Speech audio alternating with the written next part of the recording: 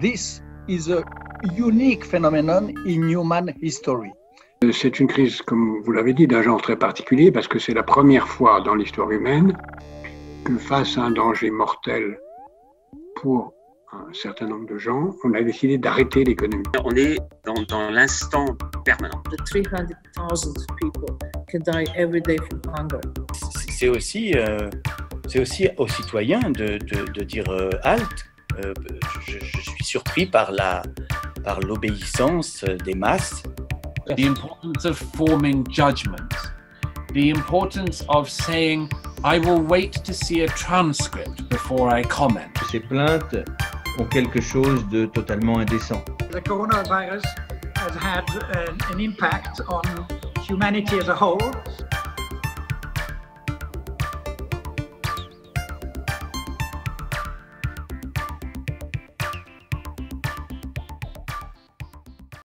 Donc Emmanuel Macron change parfois de position. Il serait très tenté par des excuses à l'Algérie. C'est d'ailleurs une hypothèse que j'envisage dans mon livre et où je me demande si finalement s'excuser en Algérie, pourquoi pas, moi ça me dérange pas du tout, ne serait pas finalement plus préjudiciable aux Algériens qu'aux Français. Puisque si la France demande pardon à l'Algérie pour les crimes qu'elle a commis, et ces crimes sont incontestables, cela pousserait peut-être, ou devrait peut-être pousser les Algériens à s'interroger sur la guerre civile qui a été leur guerre d'indépendance, et sur tous les crimes qu'ils ont commis depuis et pendant, et qui expliquent l'état l'état difficile de l'Algérie contemporaine. Puisque je rappelle quand même que... Comment suffiraient-elles? Est-ce que ces excuses suffiraient-elles puisque ça fait quand même... Non. Au fond, la France est en dette perpétuelle vis-à-vis de ses anciennes colonies, et spécialement d'Algérie, et que quoi qu'elle dise, quoi qu'elle fasse, l'Algérie ne nous tiendra jamais quitte. C'est-à-dire qu'il n'y aura jamais de relation d'égalité, ce qui est assez étrange, étant donné que l'Algérie a été aussi colonisée par l'Empire ottoman, mais que la Turquie actuelle n'est jamais tenue pour responsable de quoi que ce soit dans le malheur des Algériens. Donc toute la faute retombe sur nous. Alors effectivement, la question que je pose, c'est combien de temps le repentir va-t-il durer ? Est-ce que finalement nous ne risquons pas d'avoir un repentir qui durera plus longtemps que la colonisation elle-même, qui a duré, je crois, à peu près 120 ans ? Et cette difficulté des pays anciennement colonisés à se détacher de la France me paraît à moi assez problématique, car au fond, si l'on regarde la France contemporaine, à part peut-être dans quelques groupes très minoritaires, je ne sens aucune nostalgie coloniale dans la population française aujourd'hui. Je pense que si on faisait un référendum de nos jours, la majorité de Français, une majorité écrasante, jugerait que la colonisation a été une erreur fondamentale qui nous a durablement marqués et que, effectivement, on aurait, si on avait pu l'éviter, ça aurait été bien meilleur pour notre pays. On a l'impression que cela sert aussi les intérêts des élites ou en tout cas des gouvernants au pouvoir en Afrique, Afrique noire ou Afrique du Nord, parce que ça leur permet de souder une opposition face à un ennemi imaginaire, en tout cas qui n'est plus l'ennemi, puisque ça fait quand même 60 ans que la plupart de ces pays sont décolonisés et sont indépendants. Oui, voilà, ils sont indépendants, mais ils veulent toujours expliquer leurs échecs par le rôle néfaste de la France, par le néocolonialisme, la France-Afrique, les réseaux secrets. On a l'impression que le colonialisme est une espèce de trésor idéologique ou d'ennemi dont on ne veut pas se passer, dont on ne peut pas se passer parce qu'il procure à ceux qui l'utilisent un avantage important qui est la clarté. C'est-à-dire qu'effectivement, au moment des indépendances, au moment de la lutte contre le colonialisme, les camps étaient tranchés. Il y avait ceux qui étaient pour l'Algérie française ou pour le maintien des pays africains dans le giron de l'Empire et ceux qui étaient contre. Et j'ai le sentiment qu'on est un peu nostalgique de cette division qui serait au fond l'une des derniers grands combats de la gauche anticolonialiste qui depuis n'a plus grand-chose effectivement à invoquer ou à se mettre sous la dent, si je puis me permettre l'expression. Donc ces anticolonialistes 60 ans après, me font penser un peu à ces soldats japonais qui continuent à se battre dans les îles du Pacifique sans savoir que la guerre était finie et que l'empereur du Japon s'était rendu. Voilà. Toute proportion gardée, évidemment. C'est sûr. Alors, ça, c'est la partie de votre livre consacrée à la race. C'est une importante partie, mais en même temps, elle est très souvent mêlée dans votre discours au genre, parce que vous vous inquiétez de voir que finalement, donc, aujourd'hui, il faut pas être blanc, mais il faut être noir ou en tout cas coloré, et qu'il vaut mieux être femme que homme. Mais est-ce qu'on peut mettre les deux choses sur le même plan? Non, ce qui m'intéressait, c'était de voir, moi, combien la cible de l'homme blanc permettait à 3 discours qui n'ont pas grand-chose à voir les uns avec les autres de se tenir, parce que les 3 discours ont pris comme bouc émissaire l'homme blanc. C'est au fond un bouc émissaire commode. Mais dans le discours antiraciste, la femme blanche est aussi mal lotie. Elle est à son tour suspectée, notamment par les afroféministes, d'être porteuse de racisme parce que blanche. Mais effectivement, le discours néo-féministe est assez particulier puisque lui, il nous vient des États-Unis, mais c'est un discours qui existait déjà dans les années 70 à titre minoritaire. Et au fond, ce qu'il dit, très simplement, c'est que entre les hommes et les femmes, il n'y a pas d'entente possible, que l'homme, de par sa nature physique, de par sa physiologie, est voué à la violence, à la brutalité, au viol, et que donc les femmes devraient songer non plus à faire leur vie avec les hommes, mais au contraire à rester entre elles, à exalter la sororité et à oublier complètement le piège de l'hétérosexualité, puisque c'est ça le nouvel ennemi. Et donc, il s'agirait d'entreprendre une véritable rééducation de la vie amoureuse qui, aux yeux d'un certain nombre de théoriciennes, serait un piège dans lequel les femmes tombent trop facilement au prix de sacrifier leur liberté, leur indépendance et leur épanouissement. Et donc, il faut passer du monde de l'hétérosexualité, monde oppresseur, à celui de l'homosexualité féminine, au risque de voir évidemment les hommes et les femmes se séparer comme 2 tribus qui n'ont plus rien à voir, ou alors ne communiquent que par l'intermédiaire de leurs avocats, parce que tout ça, évidemment, est contemporain de l'explosion du judiciaire, alors aux États-Unis bien sûr, mais en France également. Et désormais, le tiers adultérin dans les couples, ça n'est plus le prêtre, comme ça pouvait l'être dans la France catholique d'autrefois, celle que nous avons connue encore quand nous étions enfants, c'est le juge et l'avocat qui décident pour savoir qui est le coupable, à qui iront les enfants en cas de divorce, en cas de litige. Et cette judiciarisation de la vie amoureuse, elle va sur les campus américains jusqu'à la réglementation de la relation sexuelle entre étudiants sur application, sur smartphone, ou c'est ce qu'on appelle l'affirmative consent. Donc on approuve une relation charnelle avec un garçon à condition que les termes et les étapes de cette relation soient nettement définis sur application, et à charge évidemment pour ce couple-là de la recommencer à chaque fois, puisque le oui d'une fois ne veut pas dire un oui du lendemain ou un oui du surlendemain. La partenaire féminine peut à tout moment suspendre son approbation et dire non, je ne veux plus continuer. Et évidemment, ce qui est une conception de la vie amoureuse que je trouve pour ma part un peu problématique. Alors, à vous écouter et surtout à bien vous lire, on s'aperçoit que la plupart des mouvements dont vous parlez viennent des États-Unis.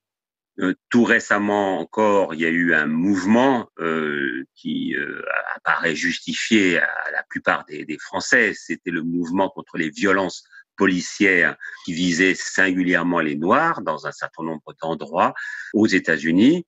Mais plus généralement, on voit quand même que tous ces grands mouvements viennent d'outre-Atlantique. Il y a encore quelques jours, je participais à une émission autour des élections américaines, et on va y venir, où la présentatrice disait « mais c'est formidable, regardez, une femme transgenre, enfin une transgenre vient d'être élue, c'est quand même un progrès formidable ». Et il y avait une gêne sur le plateau parce que personne n'ose dire que bon, c'est un progrès si la femme est de qualité ou si la personne est de qualité. on sent qu'il y a beaucoup de gêne vis-à-vis de ces discours qui sont assénés comme étant la marque du progressisme. Oui, c'est ça. Donc, tout ça s'inscrit dans une défaillance de la gauche classique qui a abandonné le discours de l'égalité pour celui de l'identité.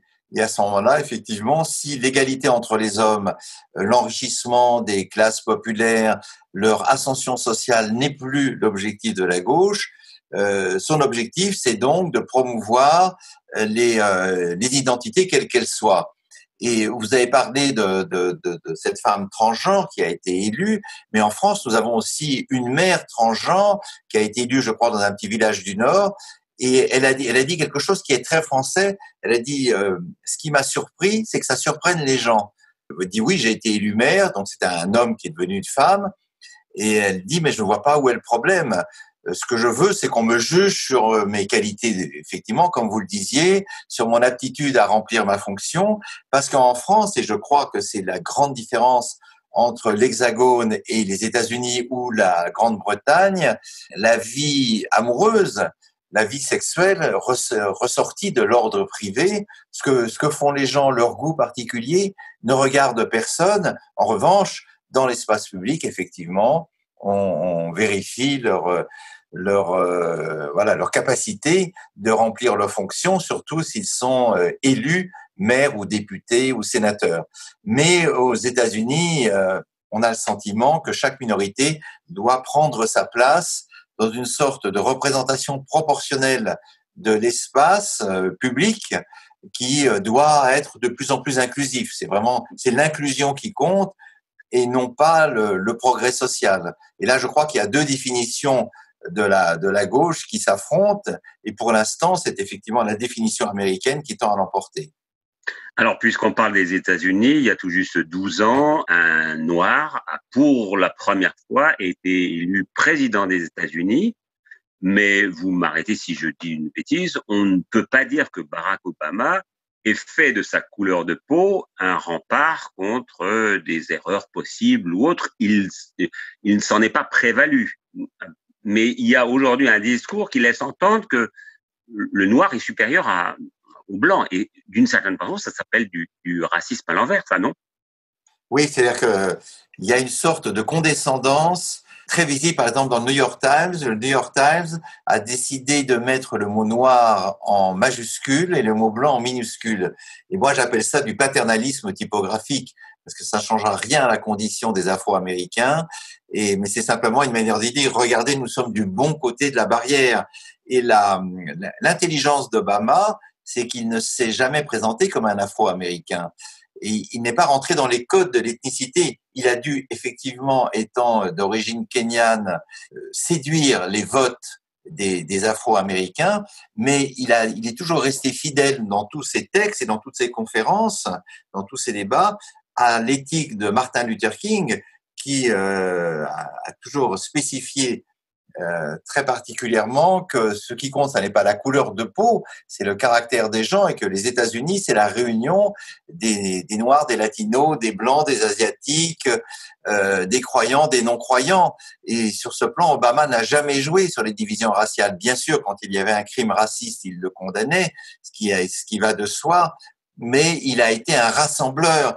Et ce que je trouve inquiétant depuis quelques années, c'est que on dresse en quelque sorte les communautés les unes contre les autres, et je pense que un des principaux objectifs de Joe Biden va être de retisser un lien entre toutes les communautés sans diviser encore plus les États-Unis d'Amérique, qui sont effectivement toujours au bord d'une guerre civile, au moins culturelle, sinon violente. À titre personnel, qu'est-ce que vous avez pensé de la victoire de Joe Biden sur Donald Trump, en rappelant au passage que Donald Trump a ramassé encore plus de suffrages populaires que la fois dernière. Donc, ça veut dire que le Trumpisme existe toujours, même s'il a été battu in fine. Voilà, donc le Trumpisme est plus fort que jamais. Alors, personnellement, j'étais heureux parce que j'ai une partie de ma famille aux États-Unis, donc ils sont tous de fervents démocrates. Je suis très heureux que Trump soit parti parce que même en tant que Français, l'attitude de l'administration Trump vis-à-vis de la France et de l'Europe était une attitude extrêmement méprisante.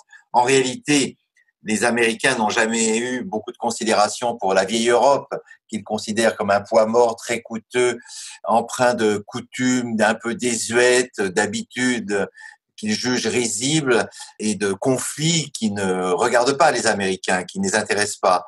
Et donc Trump l'a manifesté de façon évidente, alors que Obama déjà n'était pas très tendre avec la France. Souvenez-vous que le 11 janvier 2015, au moment de la grande manifestation pour les morts de Charlie, il n'est pas venu et qu'il a fait la leçon à Hollande en disant occupez-vous mieux des musulmans, traitez-les mieux. Mais au moins, je pense qu'avec Biden, il y aura peut-être plus de courtoisie, plus d'amabilité dans les rapports diplomatiques, mais ça ne changera rien. Pour moi, il y a un apport très positif du Trumpisme vis-à-vis de l'Europe. C'est que dans son dédain manifeste pour ces petits pays braillards qu'il n'aimait pas, il y a peut-être un appel aux Européens pour qu'ils prennent enfin en charge leur défense militaire. C'est-à-dire que les Américains sont parfaitement légitimes dans leur requête auprès des Européens de les voir payer leur protection militaire. Effectivement, les États-Unis n'ont pas à nous protéger plus de 70 ans après la Seconde Guerre mondiale. Donc, si l'Allemagne, la Hollande, la Belgique, l'Espagne, l'Italie mettaient enfin la main à la poche et payaient leur écho pour construire une défense européenne, comme le font la France et la Grande-Bretagne, puisque nous sommes les deux seules puissances militaires de ce continent, je crois que le Trumpisme aurait eu un effet de douche froide bienvenue. Il nous a en quelque sorte mis brutalement en face de nos responsabilités. Nous ne pouvons plus compter sur le parapluie militaire américain. L'oncle Sam est en train de plier bagages. C'est peut-être très triste, mais en tout cas, nous devons désormais parvenir à l'âge adulte. Et est-ce qu'on ne peut pas reconnaître aussi à Donald Trump le fait d'avoir essayer de contenir l'expansionnisme chinois que l'on a vu à galoper depuis quelques années et qui va évidemment changer la face du monde. Oui, bien sûr. Ça a été un point positif, c'est-à-dire que Joe Biden va continuer et dont Obama était déjà très conscient. Simplement, Obama a essayé de capturer le dragon chinois dans les institutions internationales. Et Trump, et à mon avis ça a été une erreur majeure, a quitté les institutions internationales, laissant la place vide pour la Chine de Xi Jinping, à qui on peut reprocher toutes sortes de choses, mais qui est un stratège extrêmement intelligent. Donc Trump, c'est un peu la marée qui se retire. Il a effectivement désigné la Chine comme adversaire, mais par ailleurs, il se retire de tous les théâtres d'opération et c'est très préoccupant de voir que en Afghanistan, les talibans sont en train de revenir et de gagner puisque l'armée américaine s'en va, que Kim Jong-un a finalement gardé les mains libres, Trump n'a pas réussi à l'enchaîner. L'Iran continue à enrichir son uranium et là encore, Trump aurait pu pousser un peu plus son avantage après avoir éliminé le général Soleimani. En fait, l'armée américaine aurait peut-être pu neutraliser un certain nombre de centrales nucléaires iraniennes et freiner la course vers l'atome. Et dans le mouvement de retrait de l'isolationnisme américain sous l'administration Trump, il y a eu effectivement une volonté de ne plus influencer la marche du monde.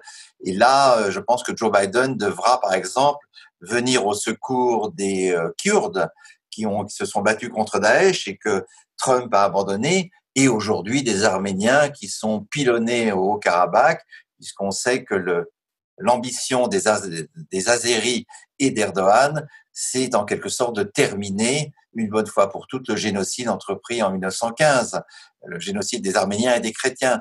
Donc là-dessus, j'ai peut-être bon espoir que Biden sera plus sensible au sort de ces peuples opprimés que ne l'était Trump, qui n'avait évidemment aucune autre considération que pour les Américains et à l'intérieur de l'Amérique pour ses propres électeurs. Alors Pascal Bruckner, comme il est 19h30 heure de Paris, je rappelle le titre en le montrant ici, la couverture, le titre de votre livre « Un coupable presque parfait, la construction du bouc émissaire blanc ». chez Grasset. Alors, j'aurais tendance à dire en vente dans toutes les bonnes librairies, sauf que ces bonnes librairies, malheureusement, sont fermées. Oui, donc, et là, c'est très triste. C'est quand même le Covid. Hein. Oui. J'imagine que vous vivez ça, même tout en tenant évidemment un petit peu de distance vis-à-vis de tout cela. Vous vivez ça assez douloureusement. Enfin, c'est quand même triste de porter un livre pendant si longtemps et puis de le voir interdit de vente. Est-ce que vous espérez qu'en France, par exemple, dans cette fameuse clause de revoyure qui doit être examinée, je crois, jeudi, on puisse permettre au livre de devenir un produit de première nécessité? Je suis assez sceptique parce que, effectivement, si on dit que le livre est un produit de première nécessité, toutes sortes de professions vont s'engouffrer dans la brèche en disant les coiffeurs sont essentiels, les petits épiciers sont essentiels, les marchands de vêtements sont essentiels parce que personne ne va tout nu dans la rue. Je crains que nous allions vers un confinement assez long des librairies, au moins jusqu'en décembre. Je pense que là, jusqu'au 1er décembre, les librairies resteront fermées. Évidemment, c'est navrant. J'en suis désolé, mais bon, tant que le Covid ne m'a pas atteint, je fais contre mauvaise fortune bon cœur, et je me dis qu'on rattrapera ça après, on rattrapera ça à Noël, et puis le débat va se prolonger parce qu'on en est qu'au tout début de cette vague où le mal blanc est tout à coup considéré comme étant la source de tous les malheurs et toutes les infortunes de l'humanité. Sur le Covid, juste ou la Covid, un mot quand même du philosophe que vous êtes. Est-ce que ça vous a appris des choses sur la nature humaine ou est-ce que vous pensez que ça va être la même chose lorsque nous aurons terminé, mais en pire? En pire, je ne sais pas, mais en tout cas, j'espère. En tout cas, le monde d'avant était évidemment beaucoup plus sympathique. Non, je n'ai pas l'attitude de rébellion d'un certain nombre de matamores qui pensent que nous engouffrons dans l'obéissance servile et que nous sommes incapables de nous rebeller. Je pense simplement qu'avec le Covid, la modernité est face à un ennemi qu'elle n'arrive pas à maîtriser. La science touche à des limites très strictes. Voilà, un petit virus a mis l'humanité genou à terre et que, en attendant le vaccin et le remède, que je pense assez proche malgré tout, nous devons garder des attitudes de prudence, de distanciation, et qu'au fond, le mal est contemporain, et le remède est médiéval. Effectivement, autrefois, dans la peste, dans le choléra, les gens s'isolaient les uns des autres. Ça n'est pas drôle.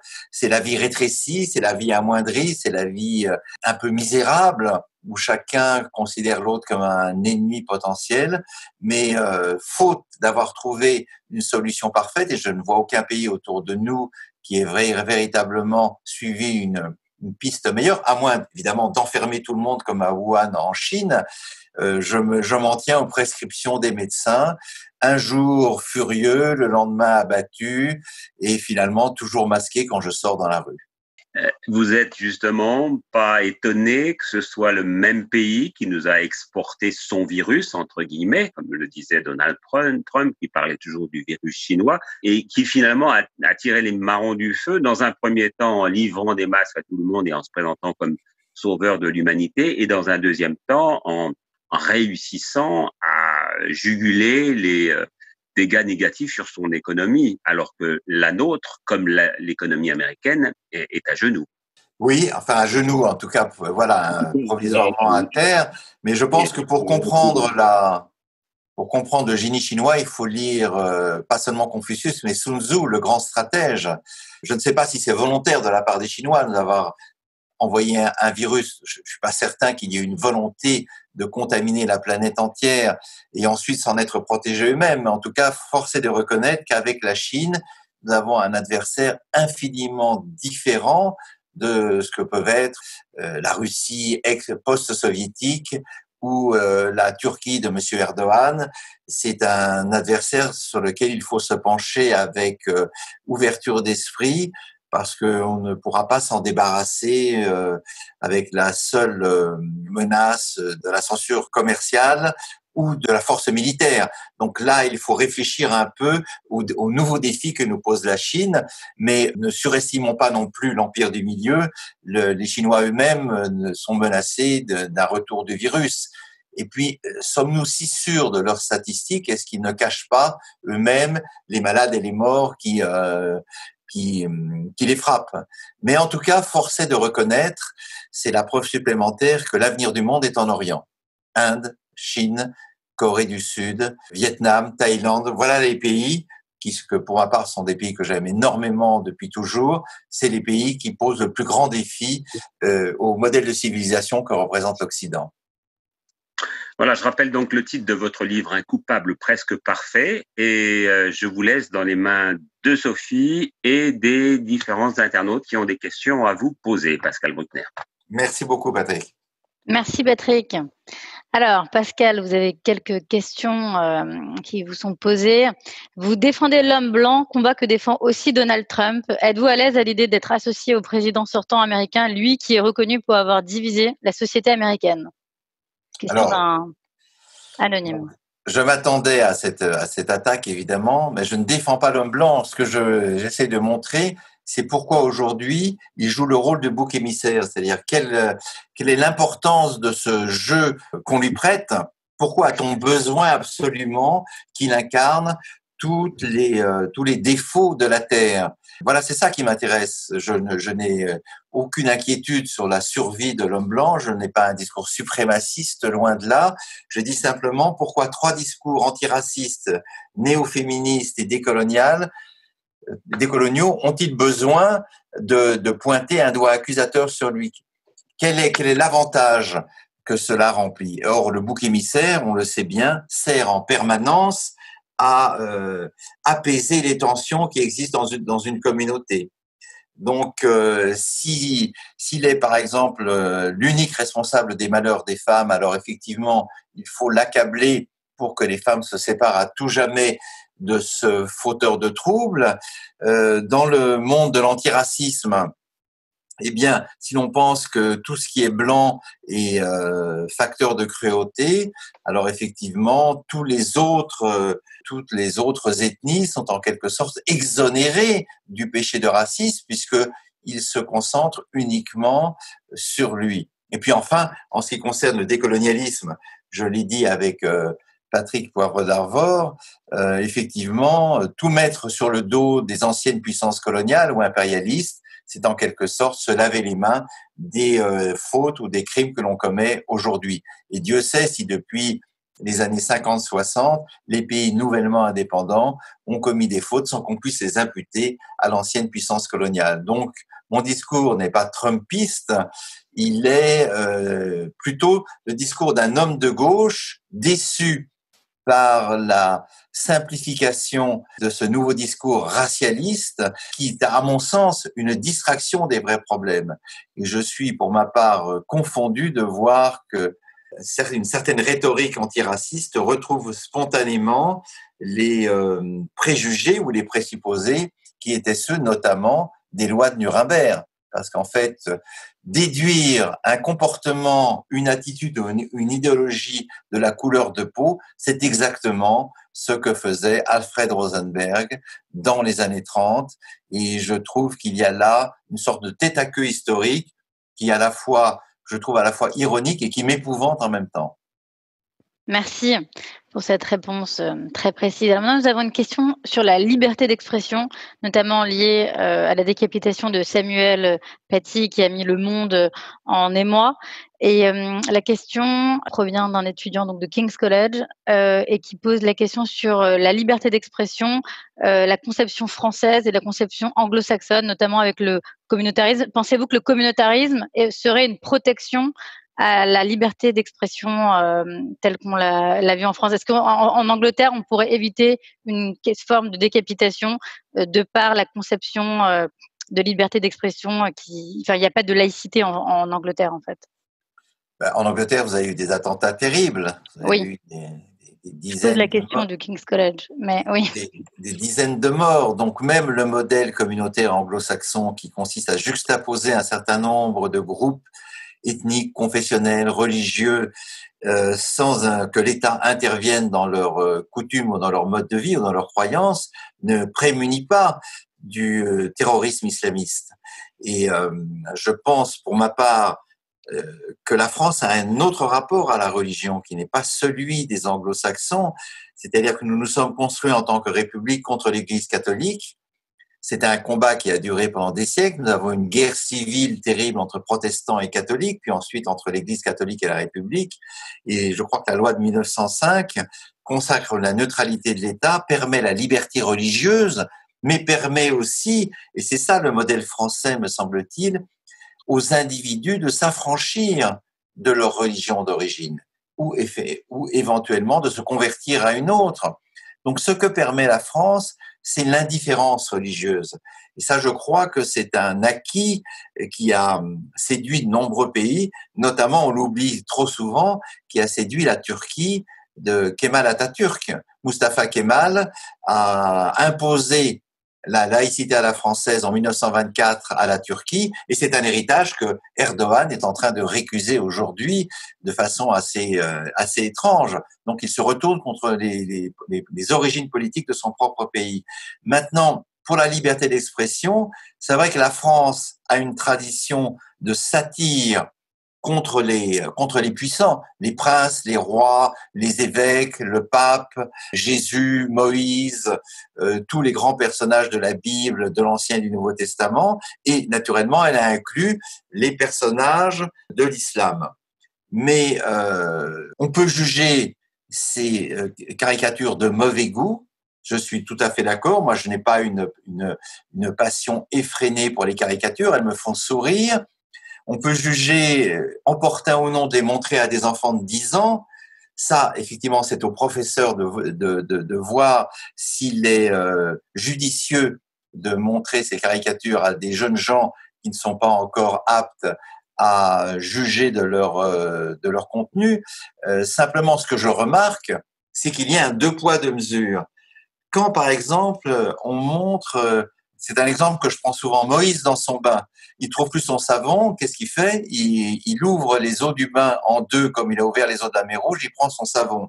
Quand on montre Jésus en train de glisser de sa croix et qui crie vite un clou, je glisse, ni les Juifs ni les catholiques ne vont aller égorger le dessinateur. Alors pourquoi les musulmans radicaux le font-ils ? C'est pourquoi y a-t-il des religions dont on peut se moquer sans provoquer de réactions outrancières, et pourquoi, quand on se moque de Mahomet ou de l'islam, on risque tout simplement d'avoir la gorge tranchée. Donc, y a-t-il une religion intouchable et des religions qu'on peut mépriser ? Pourquoi parle-t-on d'islamophobie et jamais de christianophobie, alors que 3 personnes ont été égorgées dans la basilique de Nice il y a moins de 15 jours ? Et donc, moi, je m'insurge contre ce 2 poids 2 mesures. Je respecte toutes les religions, mais je pense que les religions doivent respecter aussi l'ordre public et accepter, puisqu'elles sont maintenant installées, notamment en Europe, accepter qu'on se moque d'elles, car au fond, si Dieu est grand, que lui importe les gribouillis de quelques dessinateurs ? Et personne n'a le droit de s'exprimer au nom de Dieu. Merci. Pascal, il y a un auditeur anonyme toujours, décidément, qui souhaiterait que vous expliquiez mieux la plainte de Diallo. Ce qui s'est passé il y a eu une polémique lors d'une émission. Et pour l'instant, je ne peux pas trop en parler parce que je ne suis même pas au courant. J'ai vu un tweet, donc j'attends. On m'a déjà fait beaucoup de procès pour diffamation, donc j'attends que la plainte m'arrive et quand elle sera là, je la considérerai avec mon avocat. Voilà, je ne peux rien en dire. Je trouve dommage simplement que le Pouvez-vous rappeler ce qui s'est passé exactement ? Parce que peut-être que certaines personnes ne sont pas au courant pour comprendre. Non, rien. Nous avons eu un échange à la télévision et je lui ai dit qu'elle avait eu des mots très durs lors d'une pétition en 2011 contre Charlie Hebdo. Charlie Hebdo avait brûlé et Madame Diallo avait signé avec beaucoup d'autres personnes une pétition disant oui à la liberté d'expression, non à Charlie Hebdo, et accusant le journal d'être raciste, islamophobe et anticlérical. Et j'ai demandé à Madame Diallo si elle ne se sentait pas un peu responsable de ce qui s'était passé après et s'il n'avait pas eu le sentiment d'armer le bras des tueurs. Alors elle s'est scandalisée et je veux simplement rappeler sa position. J'avais déjà fait en 2015 à propos des indivisibles et des indigènes de la République. J'avais eu J'avais eu une plainte, j'ai eu 2 procès que j'ai gagnés. Donc, il semble qu'un certain nombre de personnes s'offensent du fait qu'on leur rappelle ce qu'elles ont dit quelques années auparavant. Donc voilà, écoutez, j'attends, mais je n'en sais pas plus pour l'instant. Mais vous savez, tant qu'on en reste dans l'arène judiciaire, on reste en quelque sorte dans le règne de désaccords civilisés. Donc voilà, j'attends l'avis de l'avocat de Madame Diallo si cet avis se manifeste. D'accord. Merci. Alors, une question de Édouard Brochet de Londres. Comment expliquez-vous, Monsieur Bruckner, le basculement idéologique de la gauche des valeurs d'égalité aux valeurs d'identité qui se traduit par la promotion de toutes sortes d'identités? Je pense que la gauche a subi un certain nombre de traumatismes. Le premier, ça a été la chute du mur en 1989. Donc, l'espoir d'une alternative au capitalisme a été balayé. Et la deuxième chose, ça a été l'échec relatif des social-démocraties sous l'ampleur de l'offensive néolibérale lancée par Thatcher et Reagan, qui proposait un autre modèle économique. On peut penser que ce modèle a échoué ou qu'au contraire, il a réussi pour certaines parties du monde, mais les partis de gauche, les grands partis de gauche ont été incapables de répondre massivement à cette offensive. Et donc, une partie de la gauche et de l'ultra-gauche s'est dit que peut-être elle pourrait embrasser de façon plus opportuniste les grandes valeurs de la race, du genre et d'identité, puisque c'était au fond ouvrir un nouvel espace au combat et que ça permettrait de remplacer la lutte des classes par la lutte des races. Simplement, remplacer la lutte des classes par la lutte des races, ça ne me paraît pas être un progrès, ça me paraît être une régression, parce que la lutte des races, nous l'avons expérimentée de façon terrible et abominable dans l'entre-deux-guerres et dans la Seconde Guerre mondiale, puisque le Troisième Reich a voulu se lancer la guerre des races et la guerre du peuple supérieur contre les races inférieures, et que l'on voit où ça a mené. Alors effectivement, l'antiracisme se propose exactement l'inverse de cette idéologie-là, mais je dois dire que considérer que l'humanité se divise en races, c'est qu'on le veuille ou non, et invariablement retomber dans des présupposés pigmentaires qui étaient ceux des grands théoriciens du racisme au XIXe siècle, Vacher de la Pouge ou Gobineau, et qui invariablement ont mené soit à l'idéologie coloniale, c'est-à-dire l'idée que les Blancs sont supérieurs aux Noirs, soit aux idéologies mortifères de l'entre-deux-guerres qui ont mené à la Seconde Guerre mondiale.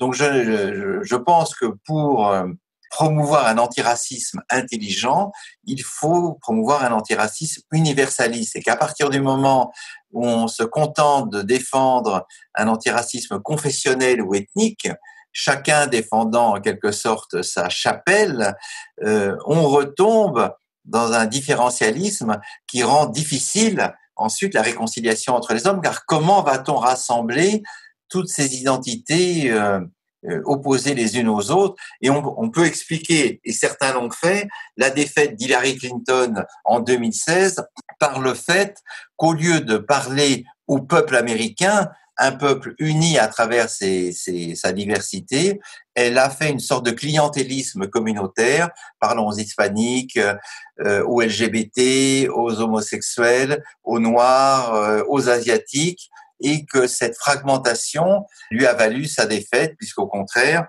son adversaire a été capable de remobiliser un électorat qui s'était senti oublié dans les années précédentes.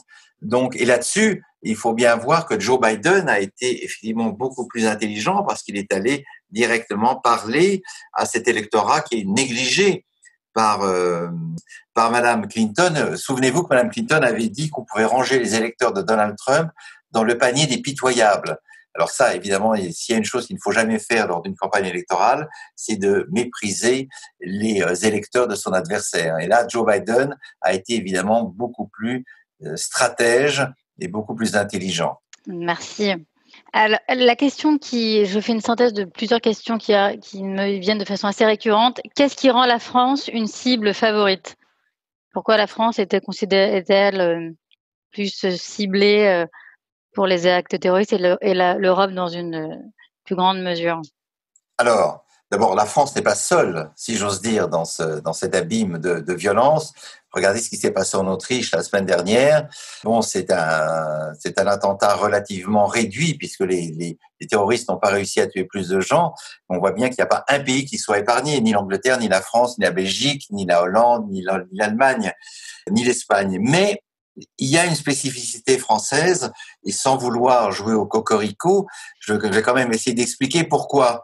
D'abord parce que nous avons la plus forte communauté musulmane en Europe, de 5 à 7 millions de musulmans, essentiellement maghrébins, même si maintenant un certain nombre de Turcs se sont rajoutés également et de Maliens. Deuxièmement, nous avons la plus forte communauté juive d'Europe, ce qui explique aussi les tensions assez brutales entre les Français musulmans, les Français juifs, les seconds se sentant discriminés et menacés lorsqu'ils sont dans un milieu majoritairement musulman. Enfin, la France a inventé la laïcité à la française dont je parlais tout à l'heure, et je disais que l'une des spécificités de la laïcité à la française, c'est non seulement qu'elle reconnaît toutes les religions sans en choisir aucune, mais c'est surtout qu'elle reconnaît aussi l'agnosticisme, l'athéisme, et qu'elle en fait des possibilités offertes à chacun. En d'autres termes, la République française a ceci, à mon sens, de particulier, c'est qu'elle permet aux individus de s'émanciper de leur communauté d'origine, de leur croyance d'origine, de leur appartenance, alors même que le modèle anglo-saxon, surtout aux États-Unis et au Canada, consiste au contraire à enraciner chacun dans ses racines. Vous êtes noir, vous avez beaucoup de mal à échapper à la communauté noire. En tout cas, c'est quelque chose qu'on vous rappelle en permanence, et ainsi de suite. Et je remarque, puisque nous parlons de la France, je voudrais souligner un fait dont j'ai peu parlé jusqu'à maintenant. Je voudrais évoquer tous ces jazzmen, cinéastes, écrivains, poètes afro-américains qui ont quitté les États-Unis dans les années 30, 40, 50, James Baldwin, Richard Wright, Chester Himes, et aujourd'hui, quelqu'un comme Thomas William Chatterton, qui est un très jeune auteur afro-américain, je crois qu'il a à peine 40 ans, que je connais un peu, et qui s'est installé en France, tout simplement, dit-il, parce que c'est un homme de gauche, un libéral au sens anglo-saxon du terme, mais il dit « Je ne supporte plus de vivre dans un pays où, à chaque minute, dans un débat, on me rappelle que je suis noir, que je suis afro-américain, et où je ne peux plus tenir une position sans qu'on me renvoie à ma couleur de peau. » Et il dit « La France me libère, me soulage, parce qu'au moins ici, on me regarde comme un être humain et non pas simplement comme le membre d'une tribu spécifique. » Et je rappellerai simplement un élément très intéressant, c'est la chanteuse et résistante Joséphine Baker. Elle est arrivée en France dans les années 30 et elle a fait un discours magnifique au 30e congrès de la LICA, aujourd'hui l'ICRA, après la guerre. Elle a dit « Je tiens à remercier la France quand je suis venue chez vous. On ne m'a pas regardé comme une noire et encore moins comme une négresse, mot que je déteste. On m'a regardé comme une femme. Quand j'allais au restaurant, on me servait comme si j'étais une Française parmi d'autres. Quand je hélais un taxi, le taxi s'arrêtait. Et quand j'allais à l'hôpital, les médecins ne me regardaient pas avec dégoût comme ils me regardent aux États-Unis. » Ensuite, Joséphine Baker est entrée dans la résistance et j'appuie très fortement aujourd'hui une initiative due à Régis Debray et qui demande que Joséphine Baker soit mise au Panthéon, car la France peut s'enorgueillir d'adopter dans sa communauté des gens aussi merveilleux que cette femme. De la même façon, je pense que nous devrions donner une rue à James Baldwin et à tous ceux qui ont choisi la France et son universalisme contre le différentialisme de type anglo-saxon. Merci. Vous avez parlé de Thomas William Chatterton. Chatterton, d'accord, je ne connaissais pas. Thomas William Chatterton. Voilà. C'est un jeune Américain qui a décidé qui publie un livre en janvier chez Grasset. Ah. Voilà, et qui est voilà très proche d'une toute une mouvance de gauche, d'une gauche libérale ouverte à l'intérieur du Parti démocrate, et qui à mon avis est une vision plus intéressante que la vision strictement ethniciste d'autres groupes. D'accord, c'est un Américain donc, un jeune Américain. C'est un citoyen strictement américain. D'ailleurs, il parle à peine le français, mais il aime notre pays. Et j'avoue que nous aimons les gens qui aiment notre pays en France. Bien sûr. Alors, une dernière question, et je vais terminer là-dessus parce qu'elle est un peu drôle. Apparemment, le Covid est féministe car il touche moins les femmes que les hommes. Le dénoncez-vous? Eh bien, écoutez, oui, si on commence à faire le décompte des avantages et des inconvénients d'être un homme ou une femme, effectivement, la suprématie ou la domination masculine sur les femmes pendant les siècles est incontestable, et là, je n'ai rien à redire. Simplement, si on fait un décompte égalitaire, comment se fait-il que les femmes vivent plus longtemps que les hommes, 5 à 6 ans, puisque l'espérance de vie des femmes est supérieure? Effectivement, dans le Covid, on aurait pu dire que les hommes mourant à 73% plus que les femmes, il y a là une injustice à corriger de toute urgence. Alors, ne tombons pas dans une sorte de chauvinisme de genre. Voilà, nous avons chacun nos misères et nos avantages. Je dirais simplement que dans la lutte contre le Covid, nous avons besoin et des uns et des autres, et que si les femmes survivent à cette maladie, eh ben, tant mieux pour elles. Simplement, j'essaierai, moi, de ne pas y succomber, puisque je suis dans l'âge maudit de ceux qui pourraient effectivement partir, s'ils sont frappés, partir du Covid. Mais enfin, moi, ça ne me choque pas personnellement. Et je serais ravi que les femmes que j'aime autour de moi me survivent si par malheur le Covid me frappait ou les frappait. Donc voilà, à chacun ses petites misères, chaque sexe a ses splendeurs et ses petitesses. Très belle réponse. J'ai une question orale, comme ça, assez rare, je vais la donner, même si... Allez-y. Alors, est-ce que vous m'entendez, Fernand?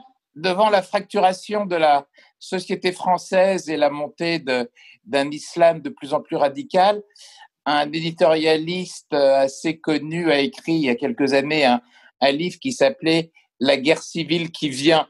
Quelle est votre vision de la situation si on se projette en France sur quelques années? Alors, je crois que la bonne réponse, c'est que nous devons tout faire pour éviter la guerre civile sans pour autant ne pas mener la guerre contre ceux qui voudraient nous diviser. Et c'est tout le défi du gouvernement actuel. Et je dois dire que quand je vois le quinquennat d'Emmanuel Macron, je suis vraiment désolé pour lui. C'est un président qui a eu la shkoumoun. Vous savez, si vous connaissez ce mot arabe, c'est le contraire de la baraka, c'est la malchance. Mais s'il est intelligent, s'il est dynamique, il saura à la fois combattre le Covid, défaire l'islam radical qui nous vient de pays étrangers, notamment de la Turquie, puisque la Turquie a nommément désigné Emmanuel Macron et la France comme l'ennemi numéro 1 de l'islam sunnite, tout en évitant la guerre civile. Nous ne sommes pas les États-Unis, c'est-à-dire que nous sommes un pays où les citoyens ne sont pas armés, ce qui est une bonne chose. Donc je n'ai pas envie que demain des excités, des abrutis, des haineux aillent attaquer les mosquées ou les femmes voilées, mais cela ne doit pas nous freiner dans notre volonté de fermer les mosquées salafistes, de dissoudre les groupes factieux et de mener la guerre, une guerre sans pitié contre ceux qui voudraient imposer en France et aux musulmans français un islam des ténèbres, alors que la France a vocation, c'est du moins ce que disait l'orientaliste Fernand Braudel, à faire rayonner un islam des Lumières. Donc c'est un défi. Je ne suis pas sûr du tout, Fernand, que nous y arriverons. Je ne suis pas sûr qu'effectivement nous ne courions pas un risque de guerre civile. Je dis que c'est l'intelligence tactique et stratégique du gouvernement d'éviter cette perspective abominable et de maintenir la communauté française soudée pour ne pas laisser les barbares triompher sur les valeurs de la République. Merci. Merci beaucoup pour cette réponse. Nous arrivons à la fin puisqu'il est 19h en Angleterre et 20h en France. Nous étions donc 127, oui, parce qu'on a avec 2 universités qui nous suivaient, dont le King's College de Londres. Merci à toutes et à tous. Merci à Pascal Bruckner pour cet exposé très clair et très passionnant. Merci à Patrick Poivre d'Arvor. Merci Patrick. Et merci. Je vous tiendrai au courant à tous les auditeurs des prochains ripostes que nous allons faire.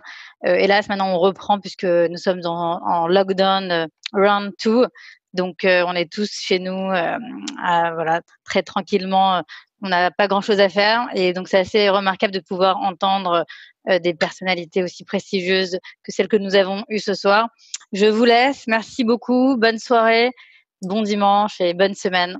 Au revoir. Merci. C'est toujours difficile de se quitter sur Zoom. J'ai beaucoup de mal à chaque fois. Au revoir. Au revoir. Merci. Au revoir.